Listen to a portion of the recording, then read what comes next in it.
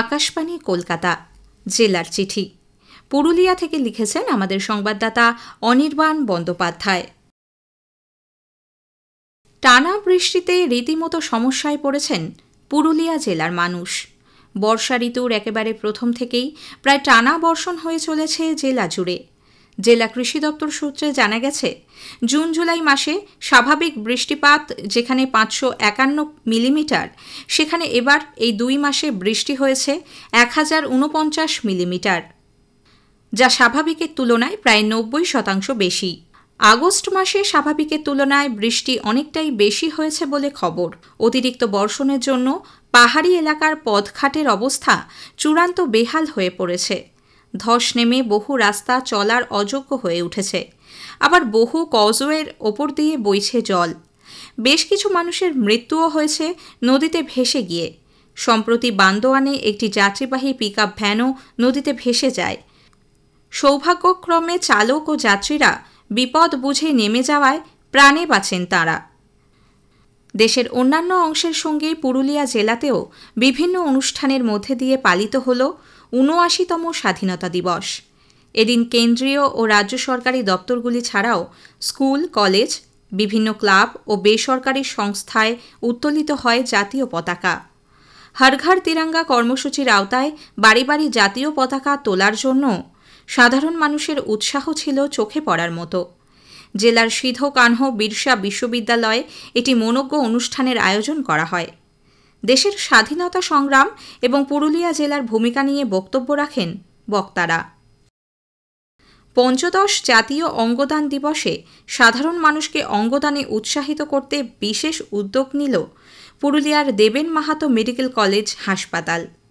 এদিন অঙ্গদানের জন্য বিশেষ কেন্দ্র খোলা হয় মেডিকেল কলেজের সদর হাসপাতাল ক্যাম্পাসে। এখানে গিয়ে খুব সহজেই নিজেদের অঙ্গ দান করতে পারবেন ইচ্ছুক ব্যক্তিরা। চাইলে মেডিকেল কলেজকে সম্পূর্ণ দেহও দান করা যেতে পারে। এই কেন্দ্রটির উদ্বোধন করেন হাসপাতালের এমএসভিপি ডাক্তার সুকোমল বিষয়ী। উপস্থিত ছিলেন উচ্চপদস্থ স্বাস্থ্য আধিকারিকরা। এদিন রেজিস্ট্রেশন ডেস্ক উদ্বোধনের দিনই দেহদানের অঙ্গীকার করেন মেডিকেল কলেজের অতিরিক্ত সুপার ডাক্তার দেবদীপ মুখোপাধ্যায়। তিনি বলেন, চিকিৎসা বিজ্ঞানের ক্ষেত্রে মানবদেহ অত্যন্ত গুরুত্বপূর্ণ। শব ব্যবচ্ছেদ করেই যেমন ডাক্তাররা নিজেদের হাত পাকান, তেমনি মানব অঙ্গ সম্বন্ধে স্পষ্ট ধারণা হয় তাঁদের। এছাড়াও মৃত্যুর পর দেহ নষ্ট করার তুলনায় তার অঙ্গগুলি প্রতিস্থাপন করা হলে জীবনমৃত অবস্থায় যে মানুষ রয়েছেন তাঁরাও আবার নতুন প্রাণ ফিরে পেতে পারেন। চক্ষুদানের জন্য অঙ্গীকারবদ্ধ হন স্বাস্থ্য দপ্তরের কর্মী শচীন পরামানিক এবং শিক্ষিকা কাকলি দরিপা। পুরুলিয়া জার্নালিস্ট ক্লাবের 15 বছর পূর্তি উদযাপন শুরু হল। চলতি মাসের 7 তারিখ পুরুলিয়া শহরের ইনডোর স্টেডিয়ামে এই অনুষ্ঠানের সূচনা হয় রক্তদান শিবিরের মাধ্যমে। আয়োজন করা হয় স্বাস্থ্য পরীক্ষা শিবিরের। অনুষ্ঠানে একাধিক সাংবাদিককে ক্লাবের পক্ষ থেকে সম্মাননা জ্ঞাপন করা হয়। ক্লাবের কর্মকর্তারা জানান, আগামী 1 বছর যাবৎ হবে নানা কর্মসূচি।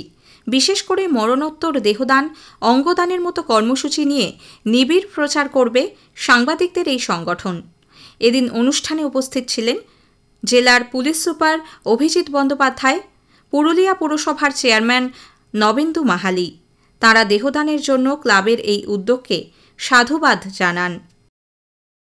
দক্ষিণ পূর্ব রেলের আদ্রা ডিভিশনের নতুন ডিআরএম হলেন মুকেশ গুপ্তা।